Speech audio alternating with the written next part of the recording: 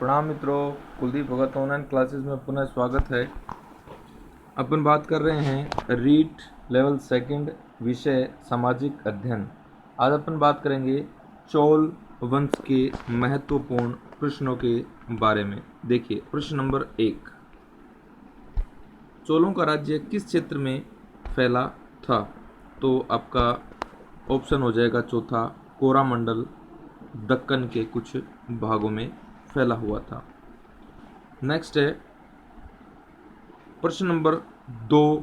तो 2 में देखेंगे निम्नलिखित में से किसके काल को तमिल साहित्य का स्वर्ण युग कहा जाता है? तो है कंबन के काल को कहा जाता है।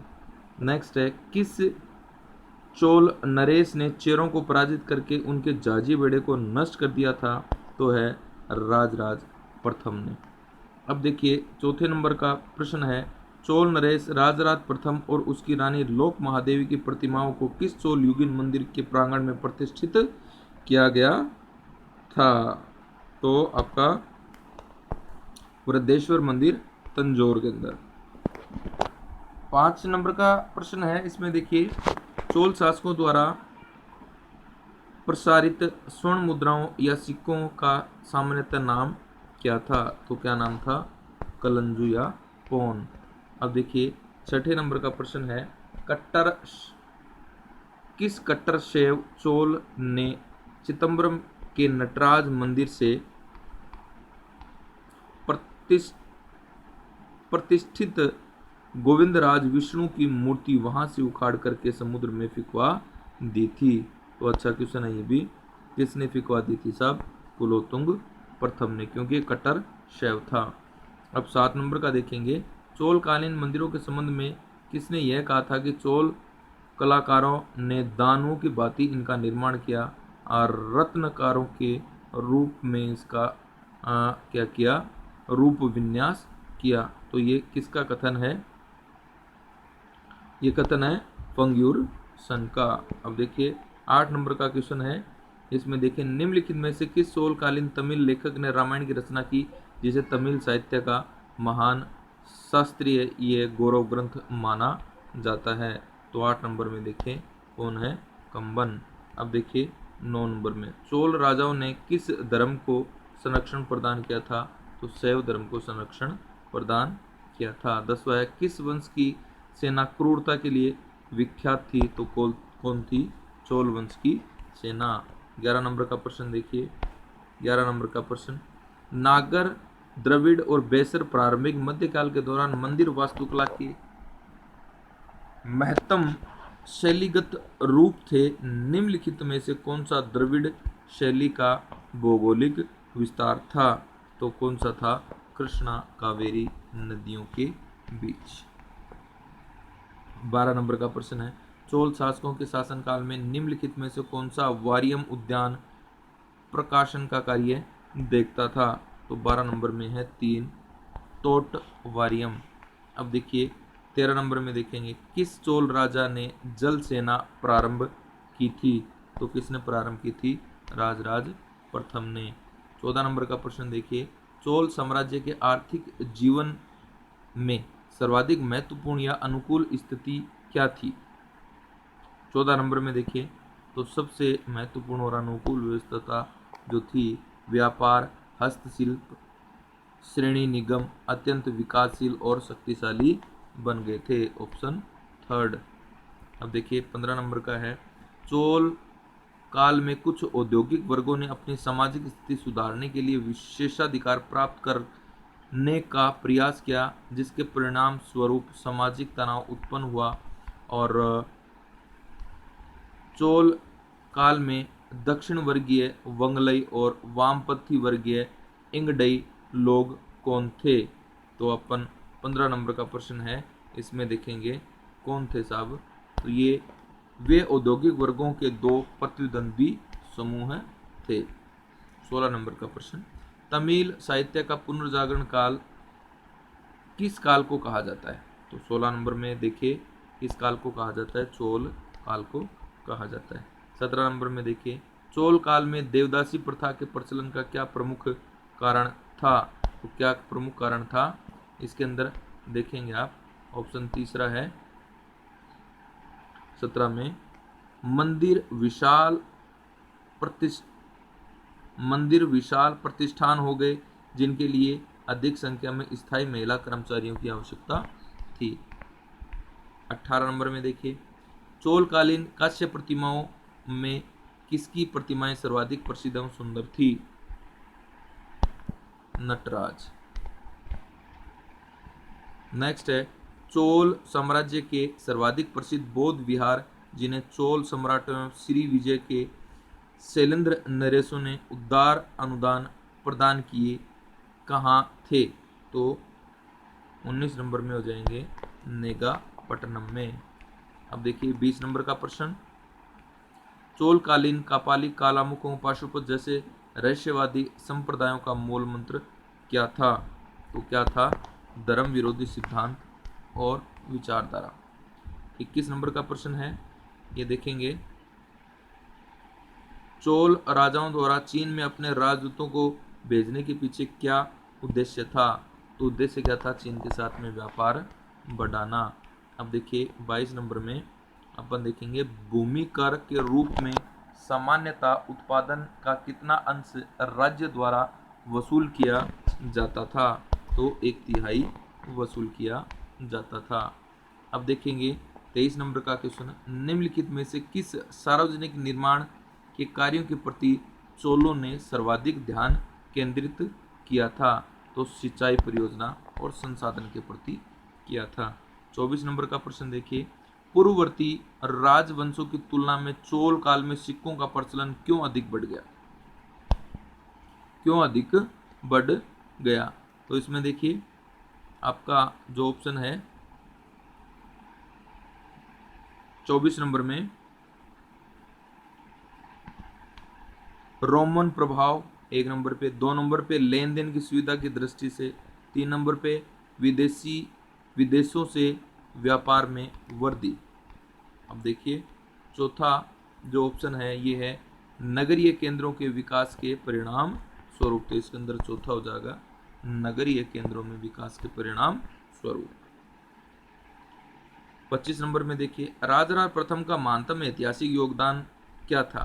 तो ऐतिहासिक योगदान था, उसने ऐतिहासिक प्रस्तावनाओं के साथ चोल अभिलेखों को प्रारंभ करने की परंपरा का क्या क्या था? सूत्रपात किया था।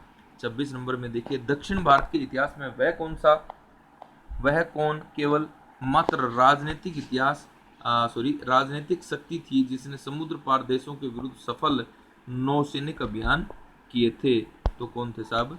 चोलों ने किए थे। अब है 27 नंबर का प्रश्न, राजेंद्र प्रथम के किस अवसर पर कावेरी के मुहाने पर गंगैकोंड चोलपुरा नामक अपनी नवीन राजधानी की स्थापना की थी? तो किसने की थी? उत्तर भारत में बंगाल अपनी सेनाओं के सफल अभियान के उपलक्ष्य में की थी साहब। तो चौथा इसके अंदर ऑप्शन हो जाएगा 27 का। 28 का देखिए, राजेंद्र चोल प्रथम के उत्तर भारत के विरुद्ध सैनिक अभियान से 700 वर्ष पूर्व गुप्त सम्राट समुद्रगुप्त ने दक्षिणापथ अभियान किया। इन दोनों अभियानों में कौन सी समानता नहीं है? कौन सी समानता नहीं है? तो देखिए 28 नंबर में अपन देखें कौन सी समानता नहीं है। ये तीसरी समानता नहीं है, राजेंद्र का अभियान समुद्रगुप्त के अभियान की भांति निष्फल रहा। 29 में देखिए, वह कौन चोल शासक था जिसने क्रुद्ध होकर विरोधी भीड़ ने उसकी क्या कर डाली? हत्या कर डाली। एक अच्छा क्वेश्चन है। तो राजेंद्र की क्या कर दी थी? भीड़ ने ही क्या कर दी थी? हत्या कर दी थी। अब 30 नंबर का प्रश्न है, वह चोल राजा कौन था जिसने कटुता दूर करने के लिए श्रीलंका को पूरी तरह स्वतंत्र कर दिया तथा सिंगली राजकुमार से अपनी पुत्री का विवाह किया था? तो कौन है? कुलोत्तुंग प्रथम है। 31 का प्रश्न देखिए आप। 31 का प्रश्न, निम्नलिखित में से किसने चोल साम्राज्य के प्रशासनिक प्रभागों का सही आरोही क्रम ज्ञात होता है? तो है मंडलम, फिर वलनाडु, फिर कुर्रम। तो ये एक प्रशासनिक इकाई है क्रम से। अब देखेंगे 32 नंबर का क्वेश्चन है, चोलों ने श्रीलंका के अतिरिक्त किस वैदेशिक क्षेत्र के विरुद्ध सैनिक अभियान किए? तो इसके अंदर आपका हो जाएगा 32 नंबर में 32 नंबर में मालद्वीप। 33 नंबर का जो प्रश्न है इसमें देखेंगे आप, राज प्रथम ने किस अभिनव प्रशासकीय सुधार को क्रियान्वित किया था? 33 नंबर का प्रश्न है, तो इसने किया है, उसने देश के प्रशासन से युवराज को संबद्ध करने की प्रणाली शुरू की थी। अब देखिए 34 नंबर का प्रश्न है, चोल सैन्य व्यवस्था की अनुपम विशेषता उसकी 70 रेजिमेंट थी जिसका नामकरण किसके नामों पर किया गया था? तो देखिए राजविरोधों या उपाधियों के नामों के आधार पर किया गया था। अब देखिए 35 नंबर का प्रश्न है, चोल सेना का सर्वोत्तम संगठित अंग था, तो कौन सा था साहब? पदाती सेना। अब 36 नंबर का प्रश्न है, और 36 नंबर के प्रश्न में देखिए, चोल साम्राज्य में प्रदेशों या मंडलों की संख्या कितनी थी? तो कितनी थी साहब? 8 थी। अब देखिए 37 नंबर का प्रश्न, निम्नलिखित में से कौन सी चोल कालीन स्थानीय स्वशासन संबंधी सभा नहीं थी? तो 37 नंबर का प्रश्न है, इसमें हो जाएगा 3 वरियम। अब देखिए 38 नंबर में, निम्नलिखित में कौन सी स्थानीय सभा व्यापारिक हितों का प्रतिनिधित्व करती थी? तो नगरम। अब देखिए 39 में देखेंगे, प्रसिद्ध उत्तर मेरु अभिलेख जिसमें ग्राम सभा की कार्य प्रणाली का विस्तार से उल्लेख किया गया है, किस शासक के शासनकाल से संबंधित है? तो 39 में आप देखेंगे परांतक प्रथम। अब है 40 का, तो 40 में सभा तथा अन्य समितियों के सदस्यों को क्या पारिश्रमिक दिया जाता था? 40 नंबर का प्रश्न है, तो है कुछ भी नहीं दिया जाता था। 41 में देखेंगे आप, गांव की सड़कों की देखरेख के लिए निम्नलिखित कौन सी समिति उत्तरदायी थी?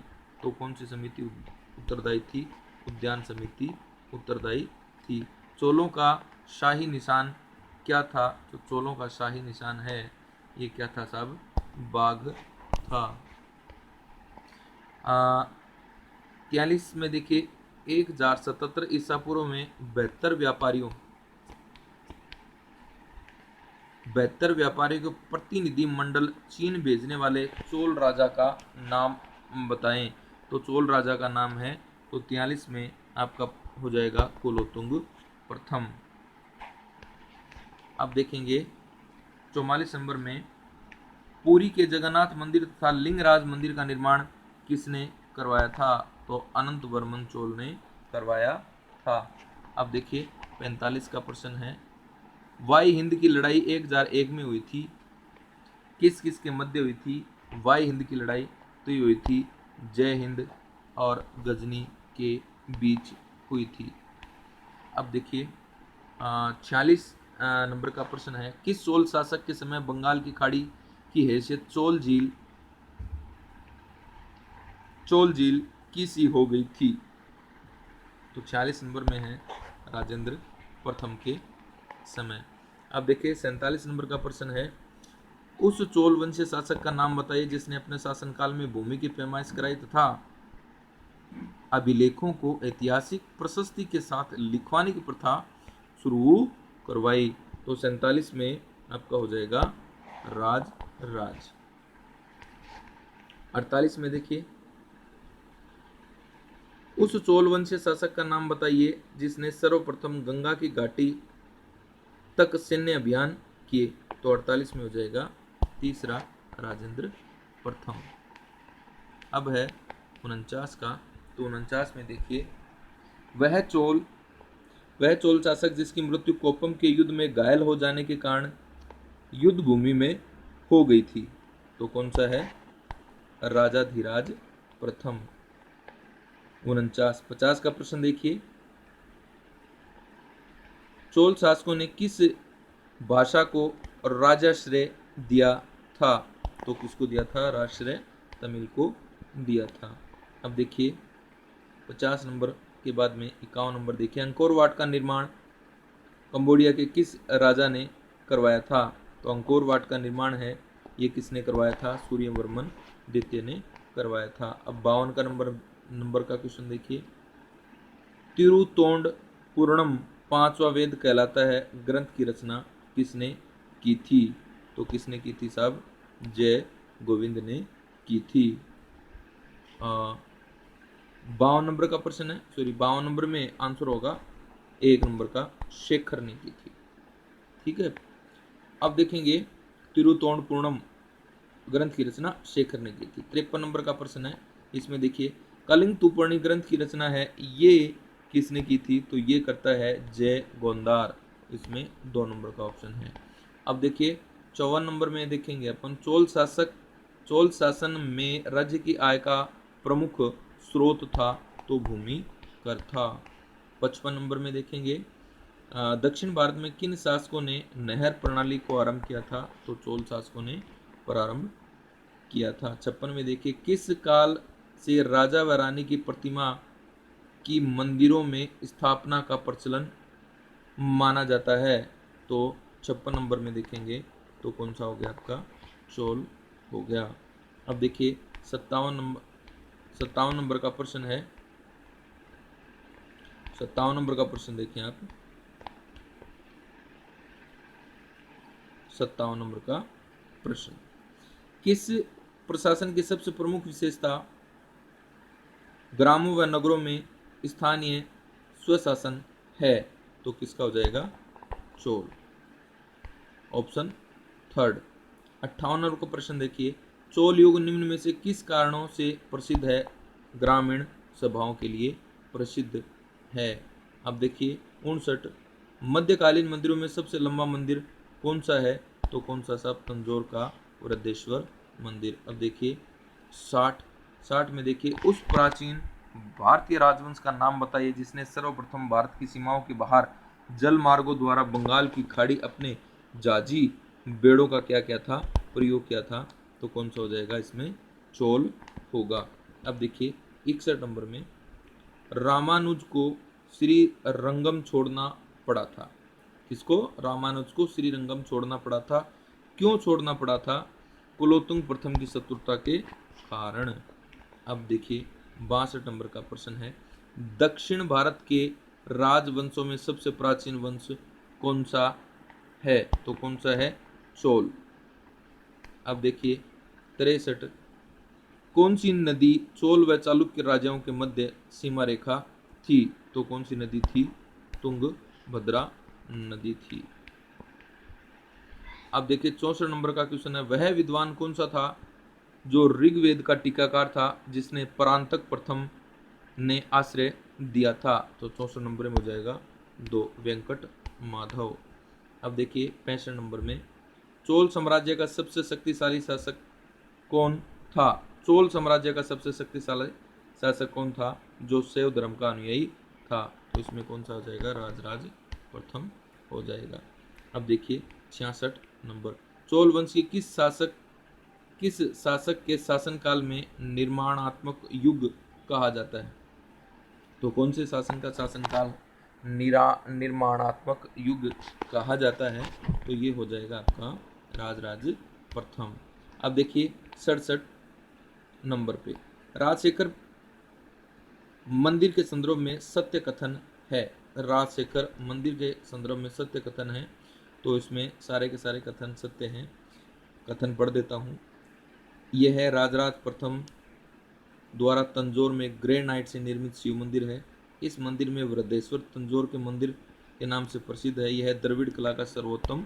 तो ये तीनों के तीनों ऑप्शन सही हैं, यानी उपयुक्त सभी हैं। अब देखिए 68 नंबर का, दक्षिण भारत का नेपोलियन किस शासक को कहा जाता है? तो बड़ा इंपॉर्टेंट क्वेश्चन है ये।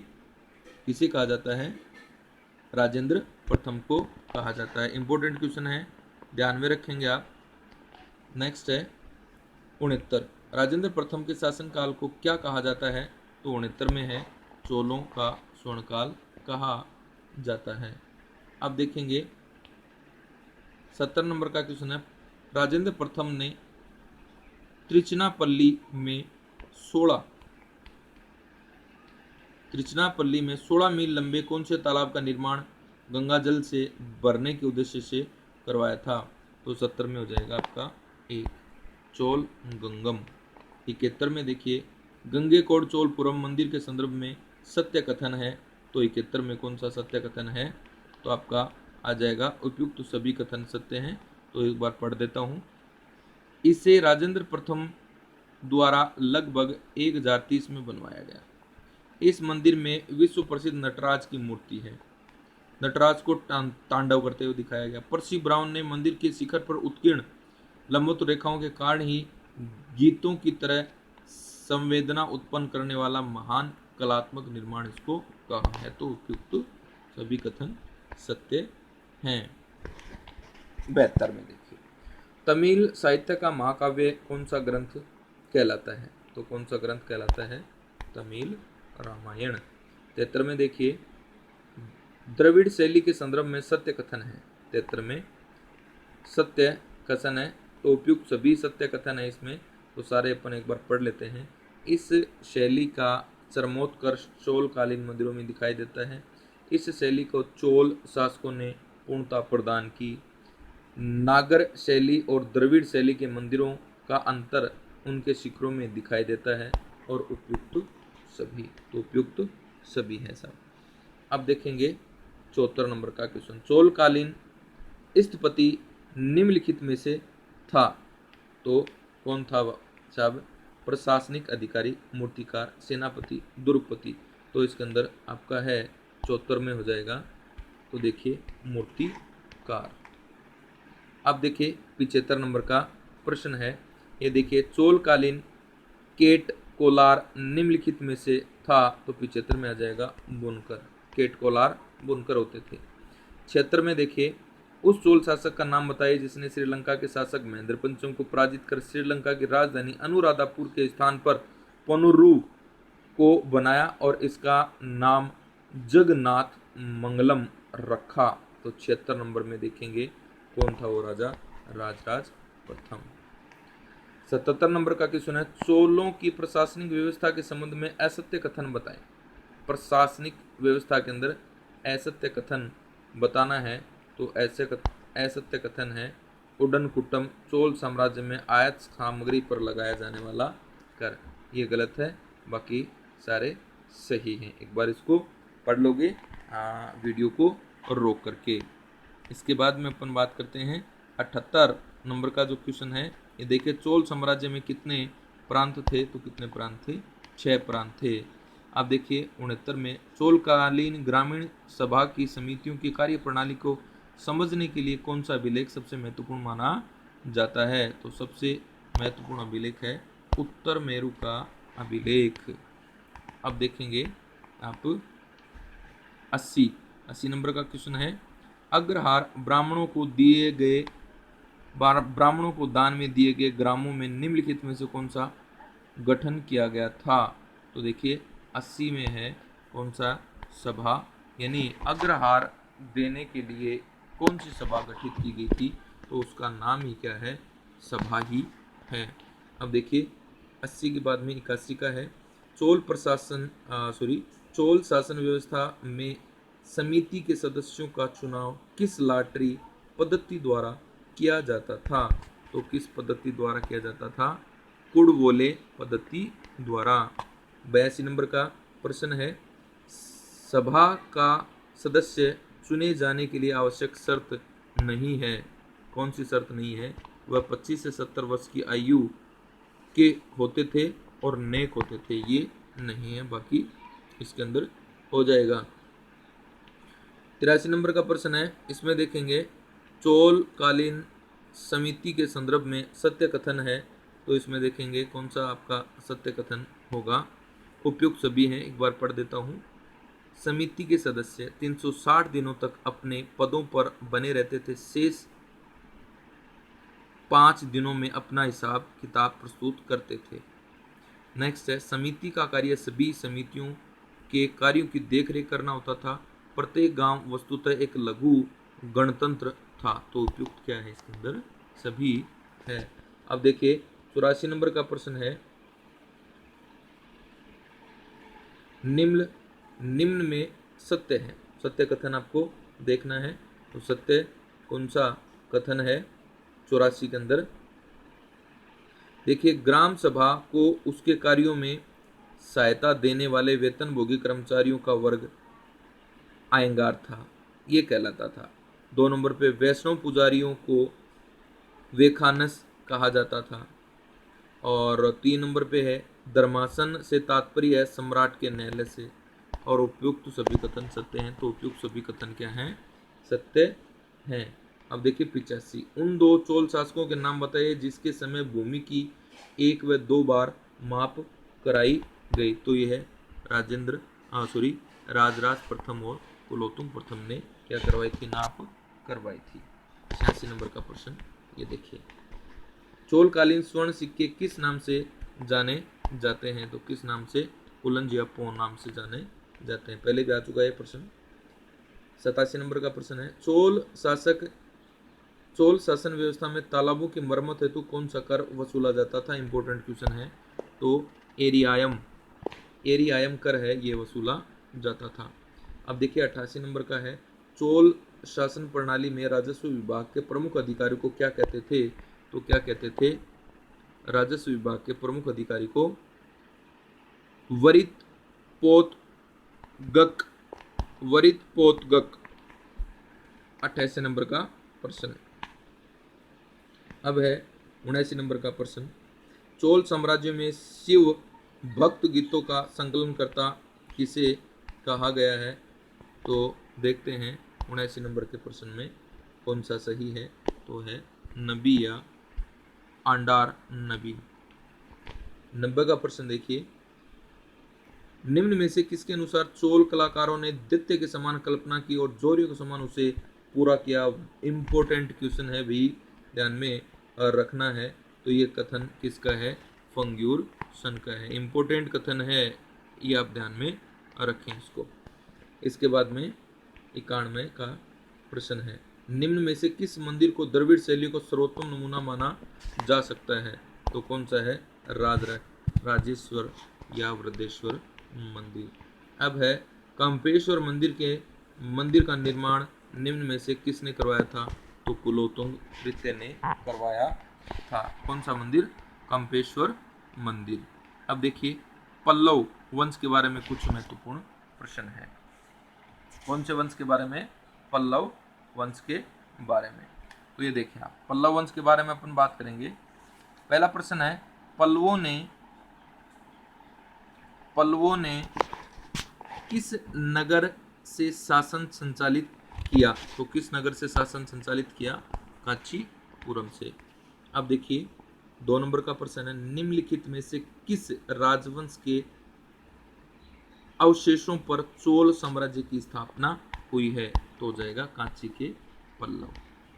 अब देखिए 3 नंबर में, पल्लव राजाओं और रानियों की आदमकद तस्वीरें कहाँ लगी हैं। तो कांची का कैलाश मंदिर में लगी हैं। अब देखिए 4 नंबर का प्रश्न, अधिकतर पल्लव स्तंभों में किस जानवर की आकृति दिखाई गई है जो उस वंश की स्थापना का प्रतिनिधित्व करती है। तो चौथे नंबर में हो जाएगा शेर। अब देखेंगे 5 नंबर में, दक्षिण भारत में कृष्णा और गोदावरी नदियों के बीच प्रदेश में किस वंश की स्थापना हुई। तो वो है पल्लव वंश की स्थापना हुई। अब देखेंगे 6ठे नंबर का प्रश्न है, पल्लव वंश का सबसे शक्तिशाली राजवंश, ये कौन सा राजवंश का कौन सा शक्तिशाली शासक था। तो ये है नरसिंह वर्मन प्रथम। अब देखिए 7 नंबर का प्रश्न है, ये देखेंगे आप 7 नंबर का प्रश्न, अपराजित शैली का सूत्रपात पल्लव शासक के काल में हुआ था। किस पल्लव शासक के काल में हुआ था। तो ये आ जाएगा नंदीवर्मन द्वितीय के समय। अब देखिए 8 नंबर पे महाबलीपुरम तमिलनाडु के किस जिले में स्थित है, ये भी एक इम्पोर्टेंट क्वेश्चन बनता है, कांचीपुरम में स्थित है। अब देखिए 9 नंबर में है, तो दक्षिण भारतीय स्थापत्य एवं मूर्तिकला का जन्म कहाँ हुआ था, तो महाबलीपुरम में हुआ था। तो 10वें नंबर में देखिए मामल्लपुरम के रथ स्मारकों का निर्माण किन शासकों ने कराया था, तो किन शासकों ने करवाया था, 3 नंबर पे है पल्लव शासकों ने करवाया था। अब देखिए 11 नंबर में मामल शैली के संदर्भ में सत्य कथन है, मामल शैली के संदर्भ में सत्य कथन है, 11 नंबर का प्रश्न है। तो इसमें देखिए कौन कौन से कथन सत्य हैं। यह पल्लव स्थापत्य कला का महत्वपूर्ण शैली है, सही है। दक्षिण एशिया के द्वीप वास्तुकला के क्षेत्र में मामल शैली के मंदिरों की ऋणी है, ठीक कथन है ये भी। इस शैली के सर्वोत्कृष्ट विशेषता एकाश्म प्रथा है, तो चारों के चारों इसमें सही हैं, यानी ऊपर वाले सही हैं, तो चौथा ऑप्शन हो जाएगा इसके अंदर, तीनों के तीनों सही है। 12 नंबर का प्रश्न, दरी मंदिर किस क्षेत्र में प्रसिद्ध है, कौन सा मंदिर, दरी मंदिर त्रिचनापल्ली में। अब देखिए 13 नंबर का है, मामल्लपुरम के संदर्भ में सत्य कथन है, मामल्लपुरम के संदर्भ में सत्य कथन है। तो 13 नंबर के प्रश्न में अपन देखें, इसकी स्थापना नरसिंहवर्मन प्रथम ने की थी। यह मामल शैली का प्रमुख मंदिर है। सप्त पेगोड़ा यहाँ के रथ मंदिर हैं और इनकी संख्या 8 है, तो ये क्या है, उपयुक्त सभी कथन सत्य हैं। और 14 में देखिए आप, सुंदर मूर्ति अपर तिरुज्ञान नामक शैव संतों की रचनाओं का संग्रह किस ग्रंथ में है। ज्ञातव्य है कि यह ग्रंथ शैव धर्म के वेद के समान पूजनीय है। तो 14 में 2 नंबर का क्वेश्चन हो जाएगा तबाराम ग्रंथ। अब देखिए 15 नंबर का है, कांचीवरम के संदर्भ में सत्य कथन है, कांचीवरम के संदर्भ में सत्य कथन है। यह नरसिंहवर्मन प्रथम की राजधानी थी, यह आर्य संस्कृति का प्रधान केंद्र था, यह दक्षिण में शिक्षा का सबसे बड़ा केंद्र था, तो इसमें हो जाएगा उपयुक्त सभी। अब देखेंगे 16 नंबर में देखिए, नरसिंहवर्मन द्वितीय कौन सी शैली का जन्मदाता था, तो यह है राजराज प्रथम का जन्मदाता था। 17 नंबर में देखेंगे आप, नंदीवर्मन शैली के प्राचीनतम नमूने कहाँ पाए जाते हैं, तो 2 नंबर में देखिए कांची के मंदिरों में पाए जाते हैं। किस वंश के शासकों ने धर्म महाराजा धीराज अथवा धर्म महाराजा की उपाधि धारण, आगे देखिए प्रश्न में, धारण की, तो ये उपाधियां हैं, ये किसने धारण करी थी, ये उपाधियां धारण करी साहब पल्लव नरेशों ने। अब देखिए 19 का प्रश्न है, रहस्यादिकद नामक मंत्रियों का अस्तित्व किस वंश में था, तो किस वंश में था, पल्लव वंश में था। अब देखिए 20 नंबर में, पल्लव शासनकाल के दौरान ग्रामों के कितने प्रकार पाए जाते थे, तो कितने प्रकार पाए जाते थे, 2 प्रकार पाए जाते थे। अब देखिए 21 में, उस पल्लव वंशीय शासक का नाम बताइए जिसके समय चीनी यात्री हेनसान कांची के कुछ समय तक ठहरा था, तो वो कौन सा है, 21 में हो जाएगा 4 नरसिंहवर्मन प्रथम। अब देखिए 22 में, तो देखिए दक्षिण भारत के उस राजवंश का नाम बताइए जिसमें नैनार व आलवार आंदोलन का क्या हुआ था, उदय या जन्म हुआ था, तो पल्लव वंश के समय हुआ था। अब देखिए 23 में, आलवार शब्द का अर्थ क्या है, तो आलवार शब्द का अर्थ है अंतर्ज्ञान रखने वाला वह व्यक्ति जो ईश्वरीय चिंतन में पूर्णतः विलीन हो गया हो। अब देखिए 24 नंबर का प्रश्न है, इंडप वास्तुकला शैली का जन्मदाता किसे माना जाता है, तो किसे माना जाता है साहब, महेंद्रवर्मन को माना जाता है। अब देखेंगे अपन राष्ट्रकूटों के बारे में, राष्ट्रकूट शासक हैं, इनके बारे में बात करेंगे, राष्ट्रकूट शासकों के बारे में बात करेंगे। देखिए प्रश्न है, उस पहली दक्षिण भारतीय शक्ति का नाम बताइए जिसने उत्तर भारत की राजनीति में सक्रिय भाग लिया, तो कौन है? एक नंबर में 3 हो जाएगा राष्ट्रकूट। अब 2 नंबर का प्रश्न देखिए, वह राष्ट्रकूट नरेश जिसने प्राकृतिक आपदाओं में अपने साम्राज्य की रक्षा के लिए अपने बाएं हाथ की अंगुली को काट करके कोल्हापुर की देवी महालक्ष्मी को समर्पित कर दिया था, तो कौन सा है अमोघ वर्ष? अब है 3 नंबर का प्रश्न, राष्ट्रकूट कालीन शिल्प एवं स्थापत्य कला का महानतम गौरव है, तो कौन सा है? कैलाश मंदिर एलोरा। अब देखिए 4 नंबर का, राष्ट्रकूट किस राजवंश का उत्तराधिकारी राजवंश था, तो कौन सा हो जाएगा? वाकाटक। अब देखिए 5 नंबर का, वह राष्ट्रकूट राजा कौन था जिसकी तुलना उदार तथा विद्वानों के संरक्षण के रूप में विख्यात राजा विक्रमादित्य से की गई, तो है अमोघ वर्ष। अब देखिए 6, दक्षिण के एक शासक राजवंश का वह कौन शासक था जिसके बारे में अरब यात्री सुलेमान ने कहा था कि वह विश्व के 4 महान शासकों बगदाद के खलीफा तथा चीन और तुर्की के बादशाहों के समतुल्य है, तो साहब कौन था समतुल्य? अमोघ वर्ष राष्ट्रकूट वंश का। अब देखिए 7 नंबर का प्रश्न है, राष्ट्रकूटों की राजधानी कहाँ स्थित थी? मान्यखेत महाराष्ट्र। 8 नंबर में देखिए, राष्ट्रकूटों के प्रतिद्वंदियों में सर्वाधिक महत्वपूर्ण कौन था, तो कौन था? कन्नौज के प्रतिहार महत्वपूर्ण थे। 9 नंबर में देखिए, किस वंश की लटलूरपुर वराधीश यानी सुंदरनगर लातूर का स्वामी कहा गया है, तो किसे कहा गया है? राष्ट्रकूट वंश को कहा गया है। 10वां देखिए, किस साहित्य का प्रारंभ राष्ट्रकूटों से माना जाता है, तो 2 नंबर पे कन्नड़ साहित्य। गुहा कला का विश्व में सबसे आश्चर्यजनक उदाहरण है, तो कौन सा है? कैलाश मंदिर। अब देखिए 12वां प्रश्न है, राष्ट्रकूट वंश की सेना का सबसे शक्तिशाली भाग कौन सा है, तो कौन सा है? पैदल सेना। अब देखिए 13 नंबर का प्रश्न है, राष्ट्रकूट वंश का सबसे शक्तिशाली शासक कौन है, तो कौन है? गोविंद तृतीय। अब देखेंगे 14 नंबर पे, अमोघ वर्ष जैन धर्म के किस सिद्धांत को मानता था? रहस्यवाद को मानता था। अब 15 नंबर में देखिए, अमोघ वर्ष द्वारा कन्नड़ भाषा में रचित ग्रंथ था, तो कौन था? कवि राज मार्ग। 16 नंबर का प्रश्न, किस राष्ट्रकूट शासक के समय कन्नड़ भाषा में त्रिरत्न हुए हैं, तो कृष्ण तृतीय के समय।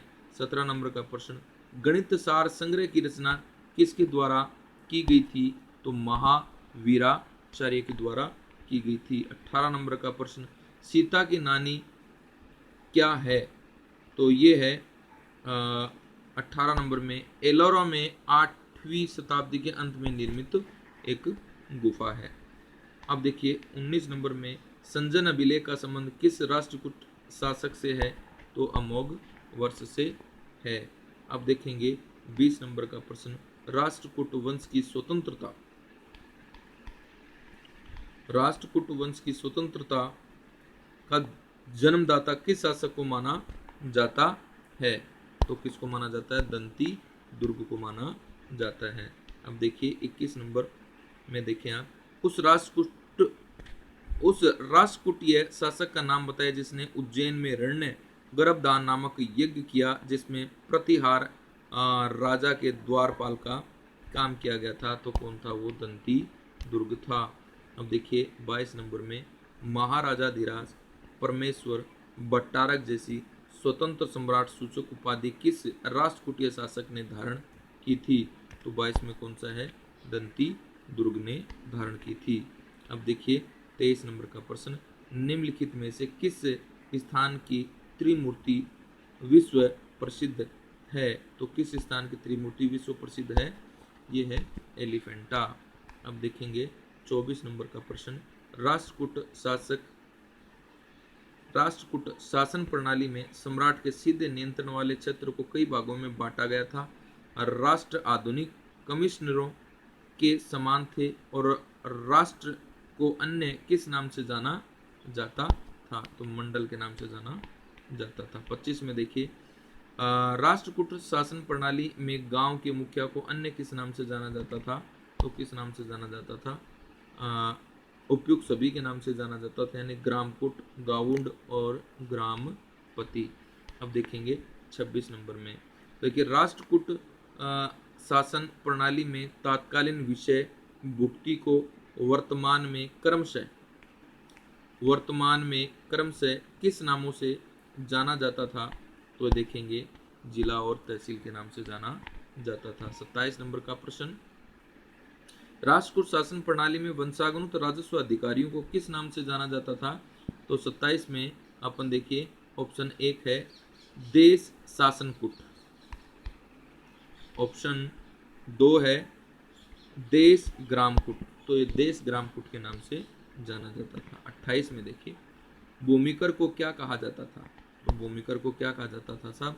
उद्रंग और भोगकर, यानी उपयुक्त दोनों।